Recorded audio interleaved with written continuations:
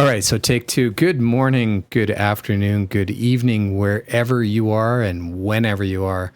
I was asked to give a little bit of a conversation about equitable and engaging facilitation. So, just here with a background on my blog to put up, which I should post on, it's been ages.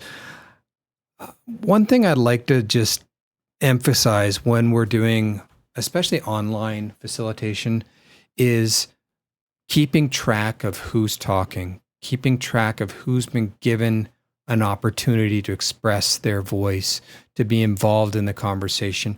And this is a tricky thing to do.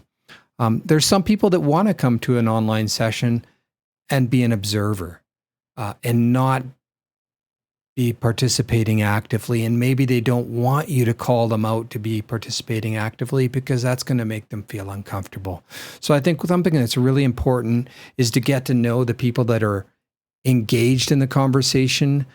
That can be really hard when it's a cold session and you don't know all the people that are in the session. This is just coming from my experience being a facilitator for virtually connecting.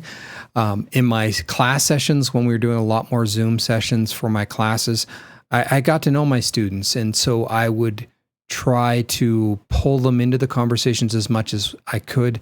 And sometimes that can be done through the chat box. So you've got a little chat box if you're in Zoom or some other session where you can send private message, or you can send a public message to say, hey, you know what? If you've got something to add, feel free to drop it in the chat publicly so everybody can see it. But also, you can always send me a direct private message in the chat there or in some other back channel we might have open in WhatsApp or Teams or Discord or wherever our other back channel is, and let me know what the question is that you want to bring out to the forefront or a comment that you want to make.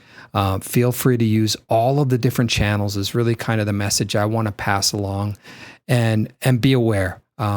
We've all been in sessions where somebody's dominating the conversation and it's stopping others to be involved in the conversation. So I'm just going to leave that out there, that be aware who's participating, be aware who wants to participate, and facilitate that as the best we can. Usually when we're a facilitator, we're not talking and talking and talking as I am in this video because I don't have anyone else here to talk with or bring to the forefront.